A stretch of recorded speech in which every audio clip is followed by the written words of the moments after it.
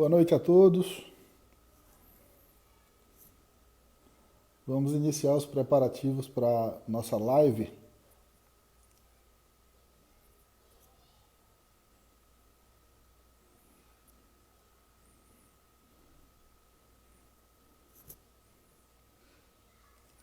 Vamos iniciar os preparativos para nossa live. Organizando aqui para a gente começar. A doutora Sabrina já está online.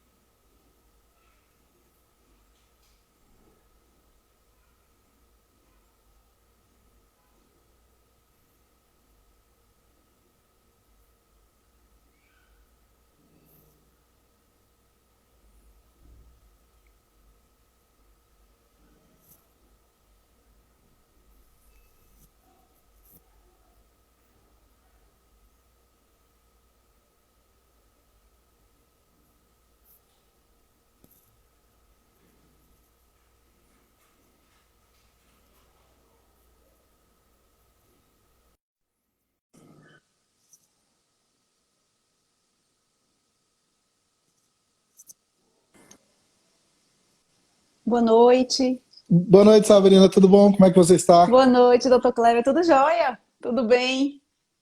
Seja bem-vinda à nossa live, da nossa 21ª subseção, nosso AB Brumado. E é um prazer imenso tê-la aqui com a gente. Eu a conheço desde pequeno, fomos colegas de Cirandinha, colegas de Sartre. Então, para mim é uma honra, primeiro, tê-la como amiga, tê-la como colega de escola e agora na nossa live da OAB. Sinta-se abraçada por todos nós. Obrigada, Kleber. Eu agradeço o convite. Aline, a você e a toda a diretoria da OAB.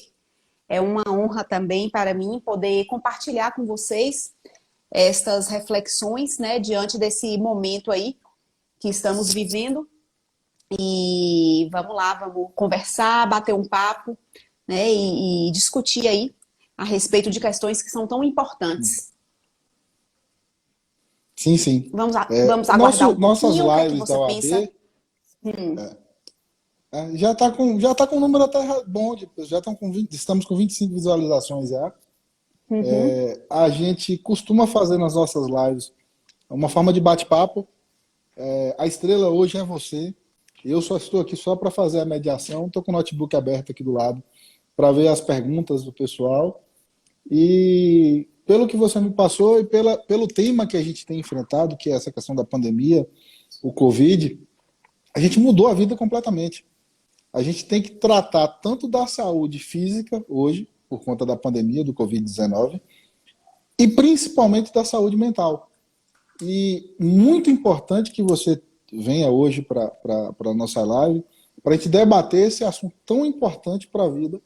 Para você ter ideia, Sabrina, a gente tem discutido internamente a possibilidade de auxílio aos advogados, principalmente aos advogados, e a KB trata dessa seara, desse campo, sobre a questão psicológica.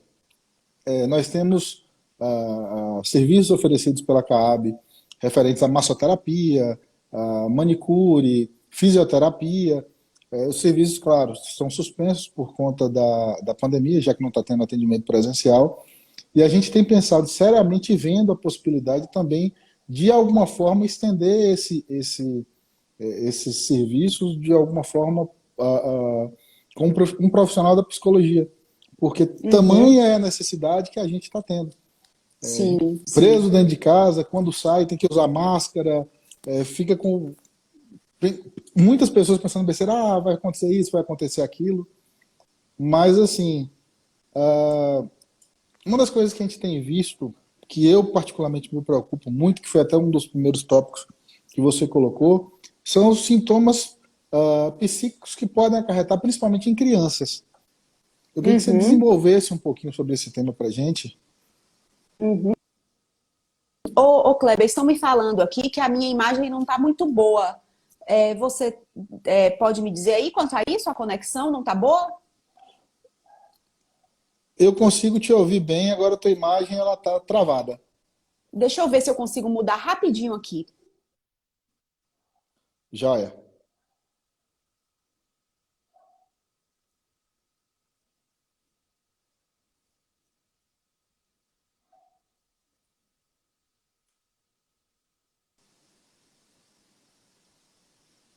E agora, Kleber, melhorou? Melhorou, melhorou. Então tá. Agora a Então gente já tem vamos lá. imagem. A outra ela estava travada, estava te Ah, que ouvindo, bom mas tua então. imagem estava travada. São as questões aí da tecnologia, das conexões, mas a gente vai aqui, Sim. né, dentro do possível, melhorando aqui. Então, na verdade, Kleber, antes de poder entrar nessa questão dos sintomas psíquicos nas crianças, o que eu tenho para trazer hoje são reflexões que surgiram da minha clínica. Então, eu não estou aqui, não vou poder generalizar, né? Aqui a gente vai falar sempre do caso a caso. A última live que eu fiz foi há 2 meses atrás, então a gente vem aí ao longo desses 2 meses produzindo e refletindo sobre muitas questões. E eu acho interessante porque recentemente uma paciente minha me disse assim: Sabrina, agora eu não tenho mais medo. E aí eu fiquei, medo do coronavírus, né? E aí eu fiquei pensando, né? As pessoas acham que o medo é algo que é patológico, né? Só que o medo é algo que é comum. O medo faz parte da vida. O medo ele é constitutivo. Então a gente precisa ter medo, porque a gente sabe que é uma doença real, né? Uma doença séria e que a gente precisa se proteger.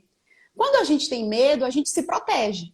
A gente usa máscara, usa todas as medidas de proteção. O que a gente não pode, é importante ressaltar isso, é a gente ir para os extremos disso. Quais são esses extremos? A negação. Então, a gente negar que existe uma doença, porque no momento em que a gente nega, a gente não se protege. E o pavor. Porque quando a gente fica apavorado, a gente também fica paralisado, a gente fica muito angustiado. Então é importante só fazer essa observação, porque às vezes as pessoas dizem que medo é algo que é ruim. O medo faz parte da vida, o medo é normal, inclusive é um sinal de boa constituição psíquica.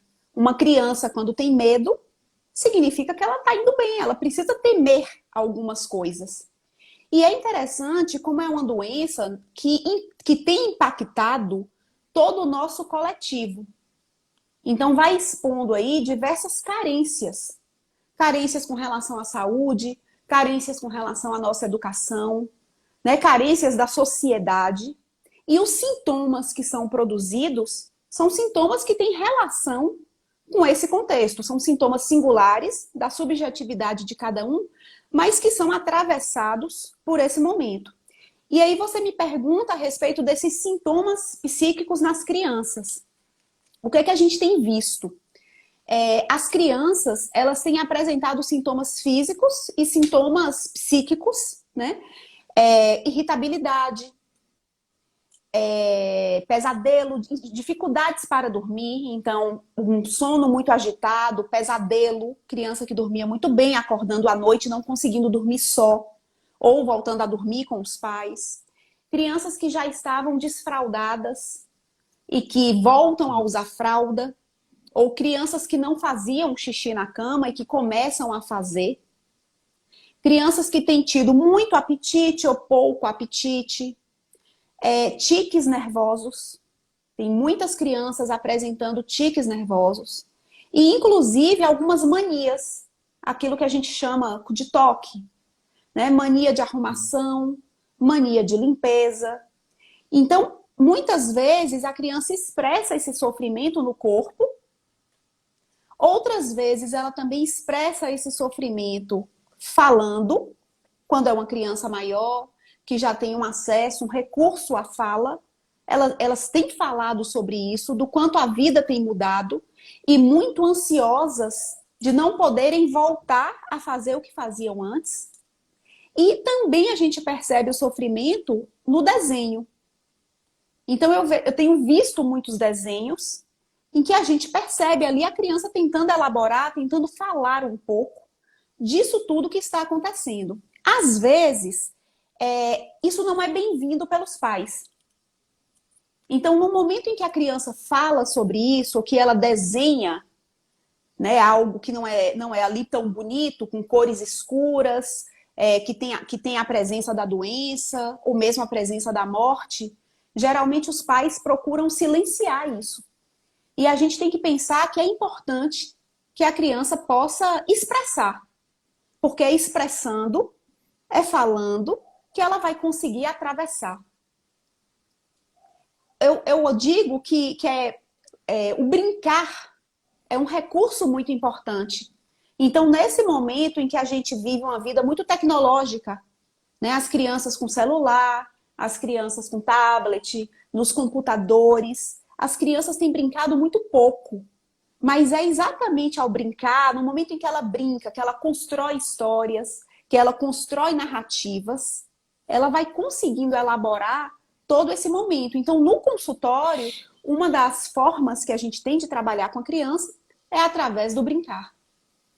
E ainda mais nesse momento de pandemia, que eles estão muito reclusos, a gente está em isolamento social, o papel dos pais Sim. nessa brincadeira se mostra muito mais relevante do que antes, né? Sim, sim, dos pais poderem interagir, de poderem participar, mas é também preciso ensinar a criança a brincar só. Isso é importante, né? A gente acha que os pais precisam estar à disposição da criança o tempo todo. Eles precisam interagir com a criança, mas eles também têm outras atividades. E a criança também precisa aprender a brincar sozinha, né? E é interessante porque Manuel de Barros, eu gosto muito dele, ele tem um poema chamado Apanhador de Desperdícios, e que ele diz que o quintal precisa ser maior do que o mundo. Então eu ouço muito os pais dizendo assim: eu não tenho um sítio para levar a criança, eu não posso alugar uma casa na praia, não posso fazer viagem nesse momento. É lógico que viajar é ótimo, né? E faz bem para todo mundo. Mas a gente também precisa ensinar a criança ali que no brincar, no ler, ela encontra múltiplas possibilidades. Entendi. Se viaja, né? Ao brincar, ao ler, se viaja também. Eu falo assim em relação aos pais, a gente teve todos uns memes na internet, a gente vive na era dos memes, falando dos pais em relação aos filhos que estavam doidos para que voltassem logo às aulas. A gente via áudios de WhatsApp do pessoal reclamando ou elogiando a professora ou o professor, porque aguentar uma turma de alunos é uma coisa muito complicada. E assim, você tem percebido que as crianças ou os pais ainda possuem o medo do retorno às aulas, ou isso já parece ser uma coisa mais ultrapassada, já tem uma... Então, há uma apreensão muito grande por esse retorno às aulas, né? E é interessante até, antes de falar nesse retorno às aulas, porque para que haja um retorno, é preciso que haja também um projeto, mas antes de eu poder entrar nesse assunto, é importante dizer que houve uma evasão escolar muito grande. Então, nesses últimos meses, né, com a escola sendo realizada, as atividades escolares sendo realizadas em casa, as escolas elas perderam muitos alunos, né? E eu, inclusive, escrevi um pouco sobre isso, eu tenho diversos motivos que estão por detrás dessa evasão, mas há também algo que eu percebo que foi um silêncio das escolas. As escolas, elas silenciaram. Elas não silenciaram no sentido de conteúdo, do envio das tarefas, do envio das atividades. Isso tudo vem acontecendo com as escolas, principalmente particulares. Mas houve um silenciamento da escola no sentido de poder se aproximar dos pais, de promover reuniões, de conversar. E fazer isso da maneira como é possível hoje, não é? Com as plataformas digitais. Então, assim, por que eu digo isso? Porque eu imagino que se a escola tivesse realizado reuniões, conversado com os pais, né, feito grupos de pais, talvez a evasão não fosse tão grande, né? E é importante falar disso por quê? Porque se não houver essa proximidade da escola com a família, pode ser que seja difícil realizar este retorno. Então, para que haja o retorno, né, é preciso que tenha o quê? Que tenha um projeto de retorno. Então, a gente ouve falar, a escola pode ser que volte daqui 1 mês, daqui 2 meses, mas a gente não vê nenhum projeto, planejamento mesmo, de Sim, retorno. sim. Então, assim, é preciso o quê? Que se diga como é que vai acontecer isso. Em fases, em rodízio, como é que vai espaçar essas crianças nessa sala? Se os protocolos dizem que deve haver um distanciamento de 1,5 m a 2. Quantas crianças cabem nessa condição? Os materiais vão ser compartilhados? Não serão compartilhados? Então, são diversas questões que não são discutidas e que é preciso que se discuta. Então, quando disser assim, tem uma data, já precisa ter um projeto apresentado e discutido. Então, por que eu digo tudo isso? Porque eu atendo as crianças no consultório, mas eu também atendo pais, também atendo professores. E essas pessoas, elas estão alheias. Elas não sabem o que vai acontecer. Então, antes de ter uma data, de ter um quando recomeça, é preciso que tenha um como. Como recomeçar? Como fazer? Né? Por exemplo, vans escolares. Será possível, né, transportar da mesma maneira que transportava antes? Os ônibus, como é que eles poderão transportar as crianças? Então, são diversas questões, questões de ventilação, questões de higiene, questões de limpeza. E é preciso que haja um projeto. Eu, particularmente, não apoio o retorno, mas talvez eu não apoie, e muitos pais também não, exatamente porque não tem um projeto. Se tiver um projeto, se esse projeto for apresentado, talvez a gente mude de ideia. A gente vai se sentir mais seguro com isso. Entendi. O que falta realmente é a gente sentar com os responsáveis e, primeiro, a gente tem uma consciência, a gente sabe o que está acontecendo, a gente sabe que a situação no país e no mundo ela é complexa e sabe que em algum momento a gente vai precisar voltar. Fazendo um Sim, paralelo, no futebol, por exemplo, foi sim, criado todo um protocolo para que os jogos sim. retornassem. Primeiro retornou sem o público, talvez a escola, por aula, por videoconferência, seja mais ou menos o futebol sem o público. E já se pensa, a Uhum, partir do dia 10, do dia 15, do dia 20, já tentar retornar com o público reduzido. Isso que você falou uhum, vem muito a calhar por conta da questão. Vai fazer rodízio? Qual o protocolo uhum. que a escola vai seguir? A escola particular, ela vai permitir que todos os alunos fiquem na mesma sala? A escola pública tem ambiente para todos os alunos? Sim, Grande parte dos alunos de escola pública vão de ônibus, da particular também mais por van e tal, mas pensando naquele aluno da escola pública que ele não tem um acesso a uma rede de computadores, ele não tem um celular potente com internet que possa assistir a aula, ele está sendo prejudicado. sim, Mas se voltar à aula, ele vai ser mais prejudicado ainda. Muitos desses moram sim, com avós, com pessoas que têm problema de coração, diabetes, ou que estão no grupo de risco. Como é que vai fazer para esse aluno ficar sem contato nenhum na sala de aula? É um protocolo que precisa ter um cuidado muito, muito forte. E enquanto não for repassado, primeiro estudado e repassado para a gente, é o que você falou no início, é o medo. Eu conheço muitos pais que tiraram os filhos de escola e disseram que esse ano eles não voltam. Eles sim, preferem estudar em casa com os filhos, principalmente as crianças menores, 3, 4 anos. Tiraram e falaram, não, sim, meu filho não volta a estudar esse ano mais. E não foi uma nem duas, não sim. foram vários. Exatamente, a evasão é grande, né? Porém, essa socialização, esse retorno, ele é importante, né? E a gente vai percebendo como são diversas nuances. Por exemplo, os alunos da educação inclusiva, alunos que necessitam de um atendimento mais especializado. Esse retorno contempla também esses alunos. Esses alunos ficarão de fora? Então, são diversas questões que precisam ser discutidas. E a gente sabe que cada escola tem uma realidade. Então, é um projeto que não é um projeto coletivo, é um projeto de cada escola. Por exemplo, nesse retorno, se uma criança adoece, suspende-se as aulas, testa-se todas as crianças, como será isso aí, né? Já que o valor do teste é um valor que não é acessível a boa parte das pessoas. O exame particular, então, são diversas questões que elas precisam ser discutidas à data de retorno.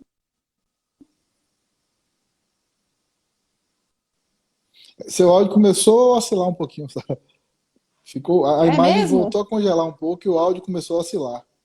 É? Deixa eu ver Bom, se o que volta eu ao disse normal. Acho que assim, tá voltando ao normal. então, que isso precisa ser discutido antes mesmo que se tenha uma data, né? No momento que tiver uma data de Sim, retorno, sim. já tem um projeto discutido, aprovado. O que que a gente fala? A gente diz assim, que no momento um impacto, de uma pandemia como essa, a gente tem aquele primeiro momento em que a gente não sabe o que faz. A gente chama isso de instante de ver. A gente não sabe o que é aquilo ainda.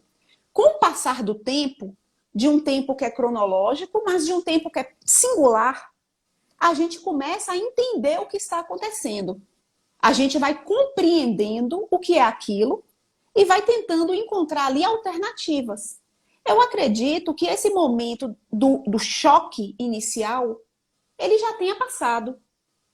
Né? Agora é o momento de poder tentar ver o que se pode fazer, como se vai fazer. Uma das reflexões que você trouxe em relação ao ônibus escolar, principalmente de escola pública. Um ônibus, sei lá, cabe 30 alunos, 40 alunos, dependendo da forma. Vai se colocar um aluno por fileira, mas aí o distanciamento do primeiro da frente para o segundo já não vai ser de 1 metro, então vai ter que saltar uma cadeira. Sim, Então, teoricamente, vai reduzir 1/4 da capacidade. O ônibus normal só vai caber 1/4 da capacidade sim, normal. Então serão sim, necessários, por exemplo, mais 3 ônibus. A linha que era feita com 1 ônibus agora tem que ser feita com 4 ônibus.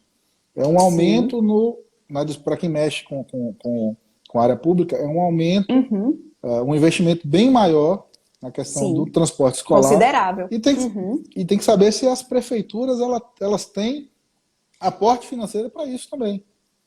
uhum, Porque muitas das vezes até se sim, sim, tenta fazer, mas por ação de financeira, acaba que não, a gente não tem como colocar nem sequer mais um ônibus. Então vai todo mundo naquele ônibus, todo mundo vai passar álcool gel, vai usar máscara.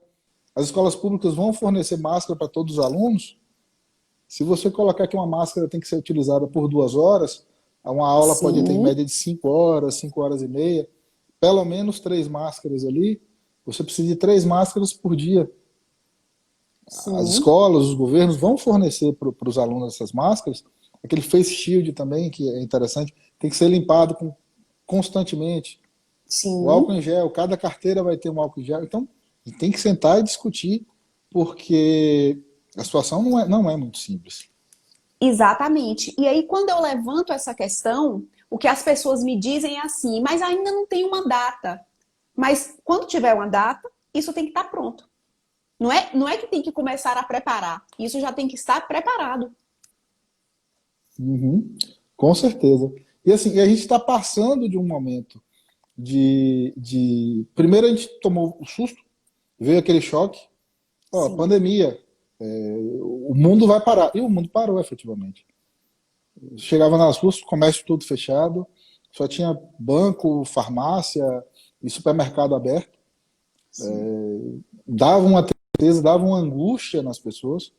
Eu conheço muita gente que me ligava, amigos mais próximos, o pessoal me chamou de KLD. KLD, você tem visto o que está acontecendo? Eu fui na rua, parecia domingo. Então a gente estava vivendo de domingo, segunda, terça, quarta, quinta, sexta e sábado, viraram domingos. A gente tinha sim, domingo, domingo, domingo, domingo, domingo, domingo, domingo, domingo. Agora a gente tem conseguido voltar um pouquinho à normalidade. Comércio de sim, Brumado reabriu, aí houve uma decisão judicial para fechar, Houve uma decisão judicial agora para reabrir, não entrando para discutir se deve abrir ou se deve fechar. São outras instituições que têm que debater sobre isso, debater de forma técnica, claro, mas assim, a gente tem nossas opiniões pessoais, mas a gente tem visto que o mundo está mudando. O que a gente tinha como normal até o mês de janeiro, fevereiro, não sei se era normal, mas para a gente era normal, vai mudar. O normal daqui a 2, 3 meses vai ser inclusive diferente do que é agora. Como Sim. as pessoas podem se preparar para isso? Como a gente vai conseguir conviver com isso de uma forma que não atrapalhe ainda mais nossa saúde mental? Então, inclusive tem até um conceito, né? Já se fala desse novo normal. É um Sim. conceito que eu não simpatizo muito, porque no momento em que se fala de normal, já tem uma tendência aí a patologização, como se existisse o normal e o anormal, né? Mas diante de um outro conceito, usamos esse, né? Desse novo normal. Eu percebo que num primeiro momento é preciso se fazer um luto pelo que se perdeu, né? Mesmo que temporariamente tenha se perdido, né? Esse direito de ir e vir, Uhum. né? De poder fazer planos, né? De poder programar viagens, poder programar comemorações, né? De poder ter uma sensação de segurança. É preciso fazer um luto por isso. E aí eu vejo que ao mesmo tempo em que as pessoas têm uma ansiedade muito grande para que essa vida se retome, né? Para que volte a viver, muita gente inclusive diz, né? A gente vai falar de coronavírus de novo, né? Eu já estou cansada de falar sobre isso, não vamos mais falar sobre isso. Mas também eu vejo que é muito difícil essa retomada. Então essa retomada, ela ainda causa muita estranheza. E que vai ser no tempo de cada um, né? Alguns já conseguem sair, já conseguem circular, né? Com mais tranquilidade, outros ainda com mais dificuldade, né? Então tem pessoas que ficaram 90 dias em casa e que agora começam a sair, né? Então ainda há uma estranheza, né? As pessoas dizem assim para mim: eu fui ao supermercado e o supermercado estava lotado, eu não conseguia entrar. Né? Então as pessoas têm essa dificuldade, ficam com medo. Quando estão ali escolhendo algum produto que alguém encosta, as pessoas se assustam. Né? Elas querem mandamento social. Né? E isso vai sendo aí gradativo, vai sendo aos poucos. Né? À medida que as pessoas vão se sentindo mais seguras, né? Elas vão conseguindo retomar a vida. Né? Mas por que é tão difícil? Porque ainda é imprevisível. Né? Você mesmo trouxe aí o comércio, né, que foi fechado, reaberto e depois novamente fechado. Né? Então ainda é muito imprevisível. A gente não tem uma estabilidade. Por exemplo, com relação ao número de casos, a gente tem flutuações. Tem semanas que os casos diminuem, que eles não aumentam tão absurdamente. Em outras semanas, esses casos aumentam numa proporção muito rápida, numa quantidade muito rápida. Então, essas flutuações, isso que é imprevisível, traz muita angústia. Então, isso vai sendo aos poucos. Será como antes? Será como antes. Uhum.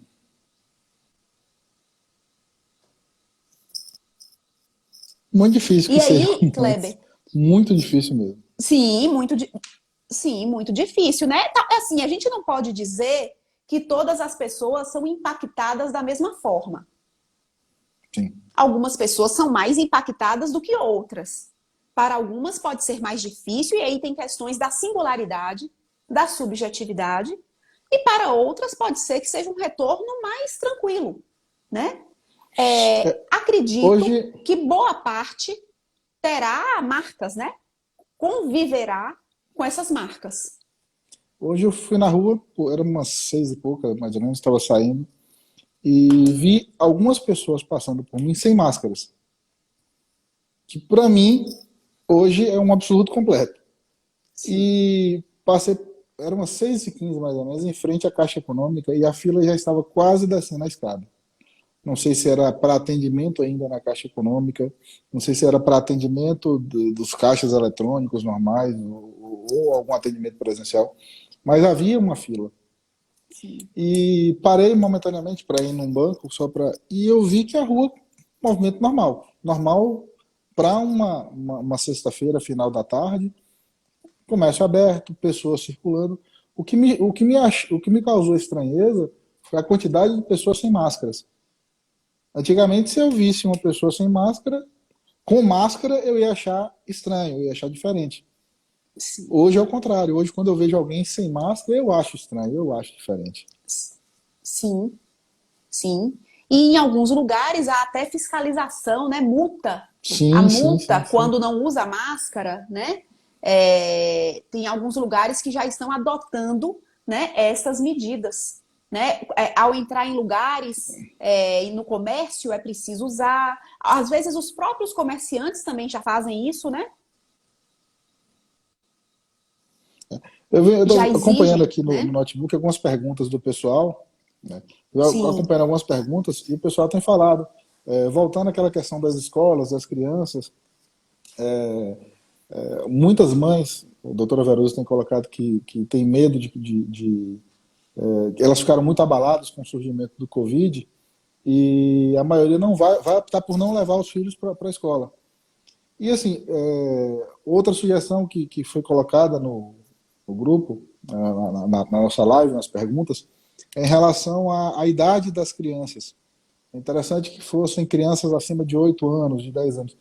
Há uma diferença, eu tenho conversado com alguns amigos, e eles falam o seguinte: tem filhos pequenos de 6 anos, tem filhos que têm problema de autismo, tem algum outro tipo de manifestação ou alguma síndrome, que eles não vão aceitar com muita facilidade o uso da máscara, o uso de algum sim, equipamento de proteção. Então, sim, há, tem como se trabalhar com os pais ou com os filhos que têm algum tipo de dificuldade para poder aceitar esse novo normal? A gente acha que não é interessante, mas porque retornando às aulas, vamos colocar que em setembro retorne, vai ser obrigatório o uso de máscaras. Nem todas as crianças, principalmente as menores, têm uma capacidade de aceitar, não sei se é esse o termo, mas a utilização desse sim. De equipamento. entender, né? De compreender. Sim. Então, assim, o Sim, que olha só, fazer numa situação dessa? o uso de máscara, ele é recomendado a partir dos 2 anos, né? Sim. Então, abaixo dos 2 anos, a criança ela não tem condições de usar a máscara até por uma questão de sufocamento. Entende-se que a partir dos 2 anos ela pode usar. Indo para a escola, eu imagino e espero que esse uso seja obrigatório. Mas, de fato, algumas crianças elas têm muita dificuldade, né? Por questões da própria personalidade, por conta da idade. O interessante até é ao sair com essa criança, né? Porque as crianças saem eventualmente, estão saindo eventualmente, vão com os pais no comércio, acompanham os pais em algum lugar, na casa de algum parente. E é interessante que esse uso já possa ser incentivado desde cedo. Né? Sabe por quê, Kleber? Você me disse assim, né? Algumas pessoas não vão levar, não vão deixar, não vão permitir que os filhos retornem à escola este ano. E ano que vem? Assim, a gente só terá uma segurança no momento em que houver uma vacinação em massa. Uhum. Isso pode ser no meio do ano. A gente não sabe quando vai ser. Os estudos estão muito avançados, mas a gente não sabe se chega para todo mundo aqui no Brasil, quando é que chega. Então, assim, será que só retornarão após essa vacina? Isso pode levar muitos meses. Então, por isso que eu lhe digo que, assim, a gente, mais cedo ou mais tarde, haverá o retorno, é inevitável. E esse retorno provavelmente vai acontecer antes da vacina. Por quê? Porque se a gente tomar como exemplo a Europa eles estão há 70 dias, 60 dias na nossa frente. Eles já retomaram desde maio as atividades. Né? A gente tem que se espelhar, são outras condições, eu entendo, com certeza. É uma outra estrutura, é diferente. Mas, em termos de segurança, a gente tem que tomar como exemplo, porque a segurança tem que ser a mesma. A proteção tem que ser a mesma. Então, assim, incentivar desde cedo os pais usarem a máscara e mostrarem às crianças que eles estão usando. Ao sair com as crianças, ensinar as crianças a usarem. Agora, eu concordo que não é fácil, concordo que essa criança na escola, ao tirar a máscara, corre risco de contaminação. As crianças provavelmente vão querer trocar as máscaras umas com as outras. A sua é mais bonita. Eu quero a sua, eu gostei da sua. Tudo isso é possível acontecer. Né? E aí, assim, é um trabalho de conversa, mas é por isso que precisa ter a parceria com a escola. Porque a escola precisa ajudar. Mas o que que acontece? Às vezes, nem os professores estão tendo essa orientação. Então, tem professores que me dizem, eu não sei o que é que eu vou fazer. Por isso que eu insisto de que precisa ter um projeto, precisa ter um debate, que os pais possam trazer essas questões para o debate. Como é que cada um vai fazer? Né? Eu lhe digo que lá no consultório, eu acompanho isso. São poucas as crianças, até entre 3 e 5 anos, são poucas as crianças que usam máscara. Elas chegam no consultório, posso tirar? E tiram. Acima de 6, a gente tem um número maior. Mas eu lhe digo mais, a questão é delicada, não é só com as crianças, não. Com os adolescentes adoram se abraçar. Eles adoram compartilhar o celular empresta para um, empresta para o outro, eles se beijam muito. E não é fácil também com eles, não. A gente imagina que eles entendem, né? Mas é tão difícil quanto impedir que um adolescente se aproxime do outro. É muito complicado, muito complicado. A gente vê uma questão que ultrapassa a esfera individual, toma uma proporção maior do que a sua casa, maior do que a sua rua, o seu bairro, o seu município. É uma questão mundial essa. Sim. E dos comentários que eu tenho visto, o Júlio colocou aqui que fica indignado quando vê adultos, ou jovens adultos, fazendo festas. É uma falta, sei lá, de empatia, ou falta de amor ao próximo absurda. Eu conheço pessoas que falam, tô doido para voltar para a festa, para voltar para sair, para beber, mas não vou porque não é o momento agora, não está seguro. Mas tem gente que não pensa assim. Sim. Tem gente que pouco importa se o pai ou a mãe é uma pessoa de idade, se tem problema cardíaco, se está no grupo de risco. O que importa é sair, se divertir, beber. Às vezes chega em casa da rua, às vezes até um pouco bêbado e já vai direto para a cama dormir, esquece de se higienizar. Então, assim, é uma questão, falta um pouco em algumas pessoas a questão da coletividade. Sim, sim. Você tem Na reparado verdade, isso também? Essa... sim, sim, é um olhar aí muito voltado, né, para um prazer individual, né, ou para si próprio, né, não abrir mão desse momento de prazer, não abrir mão daquela comemoração, né? Alguns verbalizam que fazem isso nesse momento com medo de não poderem fazer depois, mas o fato é que, aglomerando-se nesse momento, pode ser que o depois não aconteça, né? Então, por que se evita agora? É isso. Para que a gente tenha o depois, né? E você sabe, Kleber, que isso aí tem sido motivo de muitos conflitos, né, conjugais. Porque nem sempre os parceiros, né, respeitam a quarentena do outro. Então, por exemplo, os maridos, né? Acontece com as mulheres também. Né? Mas vou dar um exemplo dos maridos. O bola. Depois da bola, eles se reúnem ali jogam um dominó, eles querem sair, né? E às vezes a esposa está em casa, ela está com medo. Ela teme por ela teme pelos filhos. E acontece o contrário também. Muitos maridos com medo e as esposas saindo. E eu vejo que o conflito é maior quando tem filhos. Porque um quer que o filho fique em casa e seja ali protegido, e o outro quer levar a criança para todos os lugares. E aí a criança vai para o futebol, a criança vai para o bar, a criança vai para a casa de diversos parentes, a criança vai para a roça. E o dever dos pais é proteger a criança. E a criança muitas vezes é exposta, né? E apesar dos estudos mostrarem, né, que a criança, quando ela tem coronavírus, ela tem de uma maneira muito leve, mas há também crianças que desenvolvem quadros muito graves, de muita gravidade. Então, esses desentendimentos, esses conflitos, eles têm aumentado muito. Esse não respeito pela quarentena do parceiro.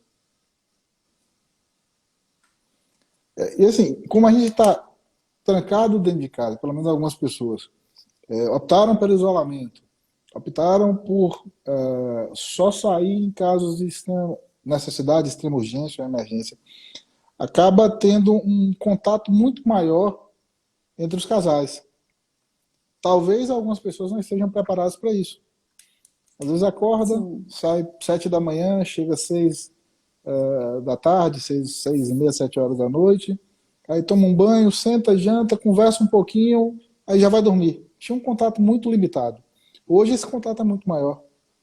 Principalmente nos meses de Sim. março, abril, os contatos foram muito maiores dentro de casa. Sim. E nem todo mundo soube se adequar a essa nova realidade, ou nem todo mundo tem a paciência de tratar o seu esposo, a sua esposa, o seu filho, da forma como merece ser tratado. E isso acaba gerando conflito, com certeza. Sim, muita gente, né, em muitos casos, por querer manter a mesma rotina de antes, né? Então, num momento ali de maior proximidade, né, querendo manter a rotina de antes ou querendo impor a sua rotina e não escutar o que o outro gostaria de fazer, né? Isso foi bem comum naqueles momentos iniciais de maior proximidade, né? O fato é que há muitos desentendimentos, alguns que já existem são anteriores à pandemia e que só se intensificaram com a pandemia, né? E outros que começaram ali a surgir nesse momento de pandemia, né? E que noticia-se, né? Os noticiários mostram que, inclusive, aumentaram aí os casos de violência doméstica. Não Sim, é sim. algo que eu constato na minha clínica, eu não tenho nenhum caso dessa natureza, né? Mas acompanho aí as colegas que atendem e as notícias, né? E que tem tido aí muitos casos, aumentou não só de violência doméstica, como de separação também. A OAB, inclusive, tem no seu site da OAB estadual uma campanha que Brumada abraçou também a respeito da violência, principalmente da violência doméstica. Sabrina, Sim. Jair tem uma pergunta Hum. sobre a perspectiva da psicologia social. É possível em um futuro próximo a reconstrução das relações de convívio abalizadas pelo acolhimento e empatia? Bom, então, eu trabalho, na verdade, a minha abordagem é a psicanálise, né? Sim. As pessoas perguntam muito, né, se vai haver essa mudança, né, na humanidade, né? Se as pessoas se tornarão aí mais empáticas, mais solidárias, né? É, é interessante como precisou, né, de eu digo uma catástrofe, né, de algo dessa magnitude Sim. para poder nos mostrar, né, que é preciso repensar a sociedade. Porém, dizer, né, que essa sociedade vai mudar, né, que seríamos mais empáticos, mais solidários, eu diria que alguns sim. A sociedade como um todo, não. E a gente tem, inclusive, momentos da história, guerras, momentos difíceis da história, né? Outras pandemias, né, outras situações ali de gravidade em que se constatou que a humanidade não mudou. Não nesse sentido, né? A ciência avança muito. Em momentos de crise como esse, a gente tem avanços. Avanços da ciência, avanços aí da tecnologia, né? Mas esse avanço, né, no sentido da pessoa se tornar mais empática, mais solidária, eu digo que alguns sim. A sociedade, acredito que não. Entendi. Mas será que, pelo menos, a gente pode começar a ter uma sociedade mais empática, mais solidária, pelo menos começando dentro de casa, assim, muita gente tem falado, já uma vez falou que ela está adorando esse período de quarentena, que ela está muito mais grudada, muito mais afeiçoada ao marido. Muita gente também tem. Agora tem a questão também das suas relações de trabalho. Será que a gente começa a ter mais empatia dentro de casa e nas nossas relações de trabalho? Nossos colegas de trabalho, nossos superiores, nossos subordinados? Será que a gente começa a ir nesse nosso pequeno mundo, tentar espalhar para o resto do mundo? Sim, se cada um fizer a sua parte, né, a gente tem aí, né, como alcançar os que estão aí próximos, né, mas realmente uma mudança, né, muito maior, eu acredito que seja difícil, né? Mas sim, cada um deve, né? É esperado assim que cada um possa aprender com essa experiência, né? E repensar a maneira como vem vivendo e como gostaria de viver a partir de então, né? Porém, é isso, né? Os dados históricos mostram que a humanidade passou por situações de muita delicadeza, né? Em que se exigia, né? Essa solidariedade, e isso foi neste momento. Depois se perdeu, né? Mas a gente espera, é nossa expectativa de que cada um possa aprender com isso, né? E colocar isso em prática entre os seus, entre os próximos. Entendi. A Aline pergunta, que acabou de fazer a pergunta, qual a leitura que Sabrina faz sobre o conflito entre a saúde dos trabalhadores que precisam sair de casa e a dita manutenção da economia? Olha, eu acho que aí a gente dá uma live sobre isso. Tem algumas questões, Kleber. A questão da escola é uma live só para isso. E Sim, a sim. questão do trabalho, eu lhe digo que é uma live também. Eu vou trazer aqui alguns pontos, que são pontos que eu tenho visto no consultório.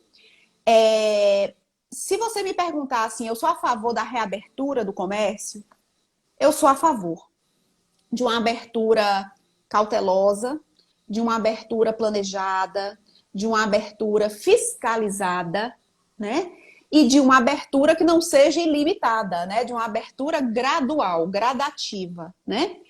Exatamente pelo mesmo motivo que eu falei da escola. A gente vai esperar até quando para reabrir?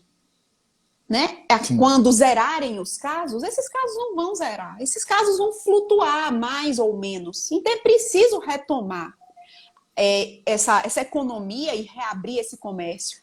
Agora, o que surge como questão? Né? Eu estou aqui pensando junto com vocês. Né? O meu objetivo aqui é pensar, não tenho muitas respostas, é tudo muito novo. Né? Mas o que vai surgindo? Eu tenho visto, né, por exemplo, quando um trabalhador adoece, uma pessoa adoece, qual é o protocolo? Ela fica dentro de casa.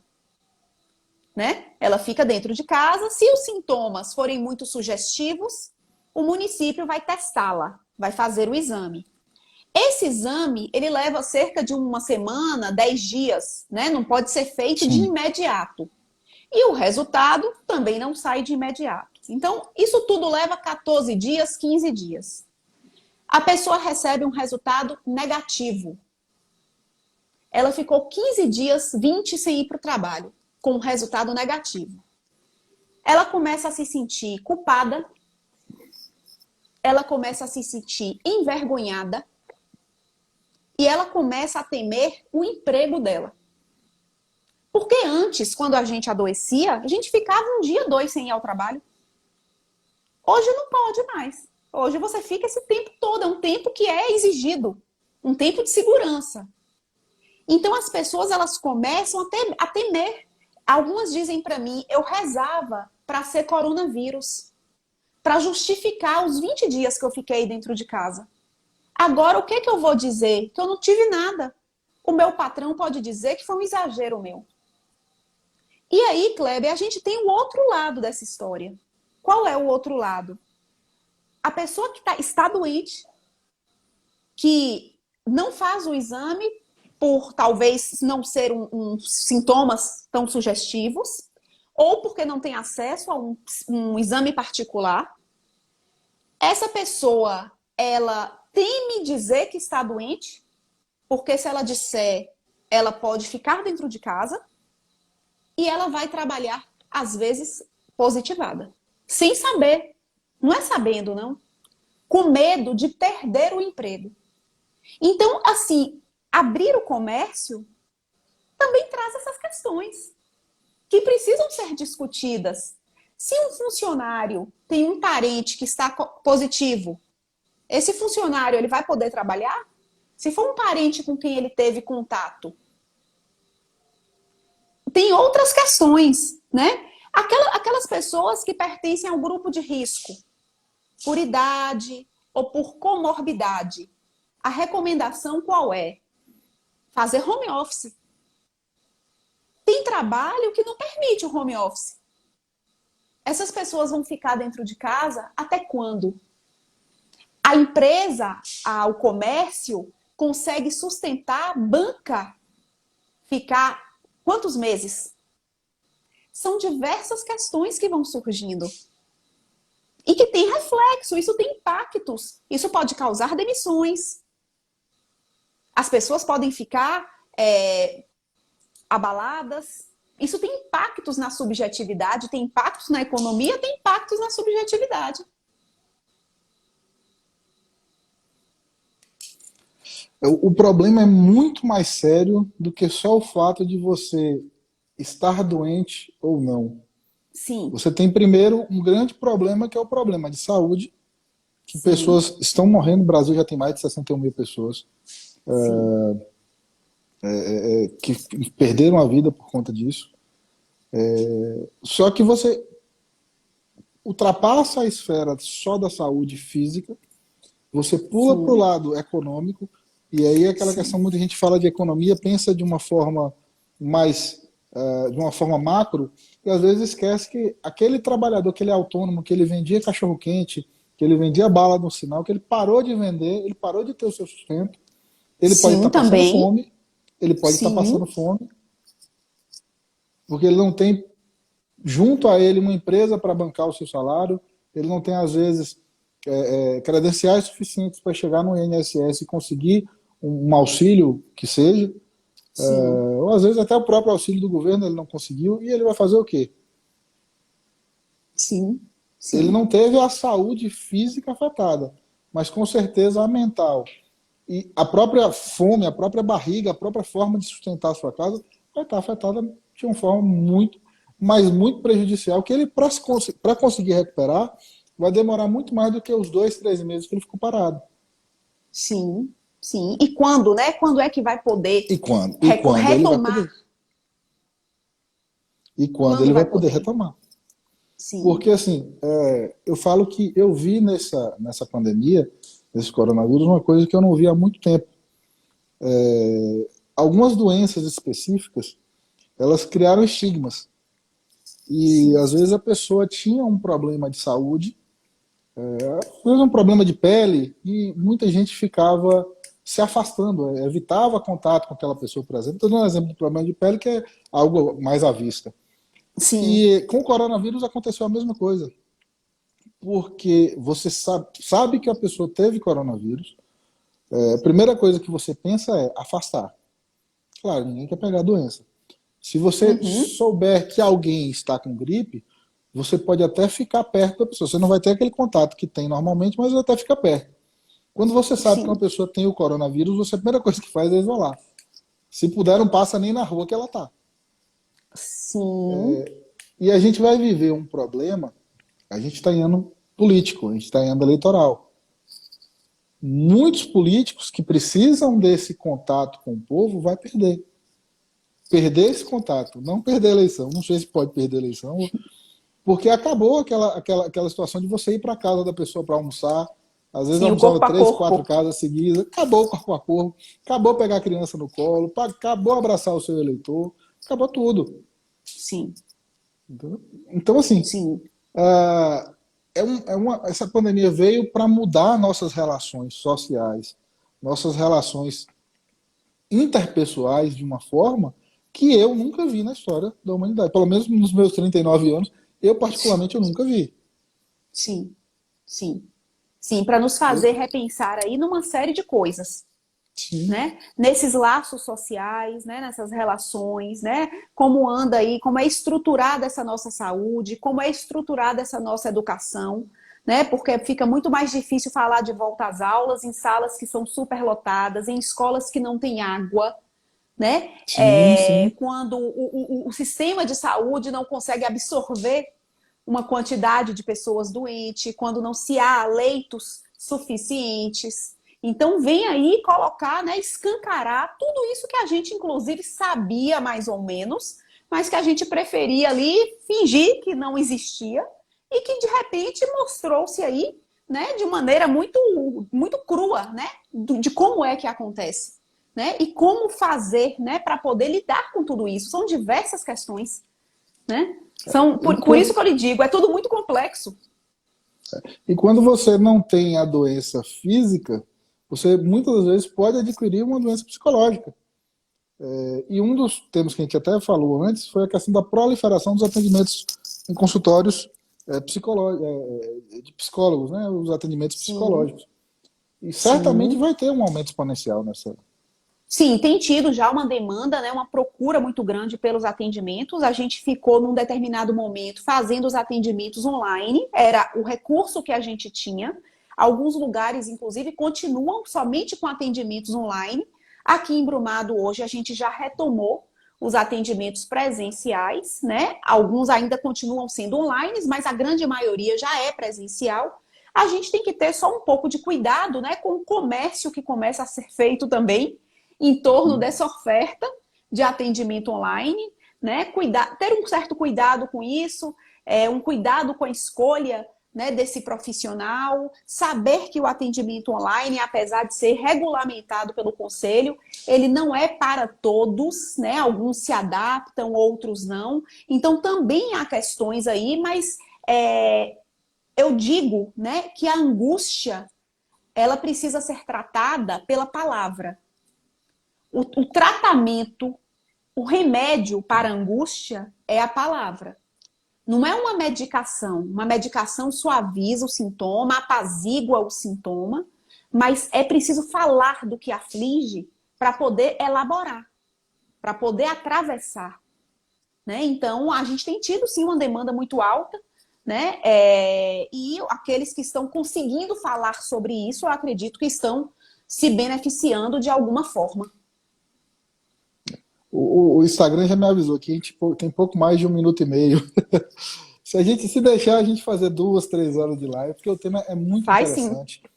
O tema é muito atual, o tema precisa, e muita gente precisa. Eu estou acompanhando o número de visualizações e tem hora que chega perto da casa das 70 visualizações. Então tem Sim, uma preocupação com essa parte da saúde psicológica de todo sim. mundo. Sabrina, e aqui eu vi, anotei rapidinho algumas pessoas, não vou poder falar de todo mundo porque é impossível acompanhar o nome de todo mundo, mas eu vi muita gente que tem entrado, que tem participado dessa live, que tem feito perguntas.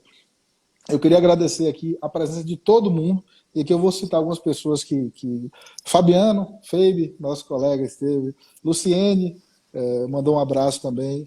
E eu queria agradecer a Aline, nossa secretária-geral da OAB, que foi quem Sim, intermediou essa live. O Birajara, conselheiro federal, a Aline, Nayara de Conquista, a doutora Verusa participando, Nilzete, minha tia, que eu amo de montão, Irenaldo, Panta, Joelma, Júlio, Renata, sua irmã. Então, se eu for falar todo mundo aqui, acabou. A gente tem mais 30 segundos, eu queria que você se despedisse, Sabrina, senão corta a live a gente aqui. E então, só muito obrigado agradecer. mesmo. Eu quem agradeço o convite. Lembrar que o fim do isolamento não é o fim da pandemia. A gente vive ainda um momento de pandemia E só para finalizar com Guimarães Rosa, um trechinho do Grande Sertão Veredas. O correr da vida embrulha tudo. A vida é assim, esquenta e esfria, aperta e daí